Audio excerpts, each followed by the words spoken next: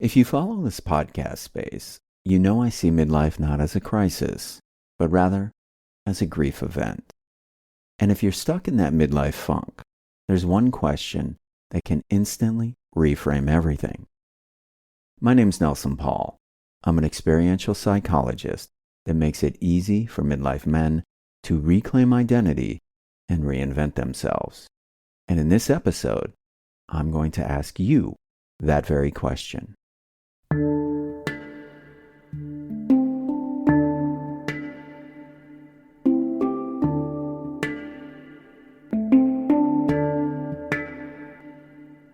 Most men try to escape this midlife season with new cars, new careers, sometimes even new partners. Yet what if the real answer isn't escape, but instead surrender? A 2019 study, one published in the Royal Society's academic journal, Notes and Records, finds that, quote, while midlife crises may lead to periods of distress, they can also offer opportunities for personal redefinition and growth, unquote. Additionally, the Center for Male Psychology, after a review of empirical research, states that 10 to 20% of all men experience a traditional midlife crisis, suggesting that the real process is more about transformation than it is, quote, crisis, unquote. However, many of us ardently resist those calls for transformation, don't we? I mean, change can be a trip, right? So here's a question that changed my life, and it can change yours too. What part of me needs to die so a truer part of me can live on? With this question in mind, research from the International Association of Analytical Psychology concludes that after a man successfully navigates a midlife crisis, deep shadow contents rise to the surface, and he is challenged to live through the unlived, whereas inner value system oftentimes becomes significantly different, even opposing the previous version. So again, what part of you needs to die so a truer part of you can live on? It's a question of identity. It's not about losing yourself.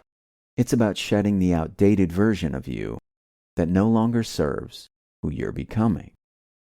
It's viewing identity as a dynamic process. This approach is supported by longitudinal research published in the study Identity Formations in Adulthood, which finds that identity is not a static entity, but instead remains fixed once initial resolutions are made. Rather, changing life circumstances, coupled with changing biological and psychological factors, requires ongoing identity reconstruction. Because our midlife funk isn't really about age. It's about grief. The grief that comes along with letting go of old roles, old dreams, and even old versions of yourself.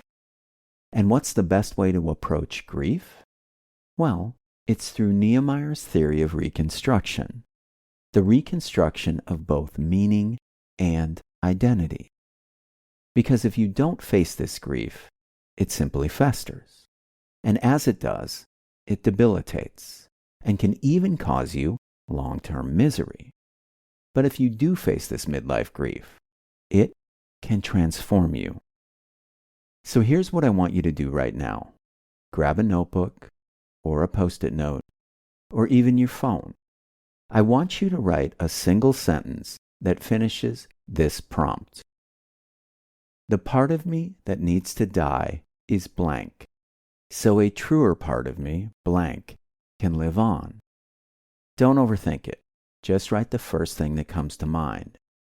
That single sentence is the starting point.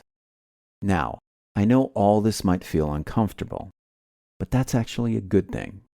Psychological research tells us that midlife is an initiation, and initiations are supposed to be hard, but they're a necessary part of any journey toward growth and wholeness.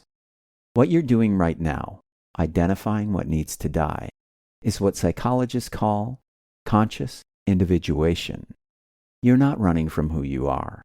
You're choosing who you become. Most men get stuck because they try to hold on to everything, the old identity and the new one. But transformation doesn't work that way. Something has to be released so that something better can emerge. That's not loss, my friend. That's conscious evolution. So, if you're ready to go deep, to really transform and reinvent yourself, to redefine your present and future existence, I invite you to enroll in my powerful 28-day challenge, Resurrection Camp. It's the game changer you've been waiting for. To learn more, just log on to resurrection.camp. You'll find that link in the show notes of this podcast. Until next time.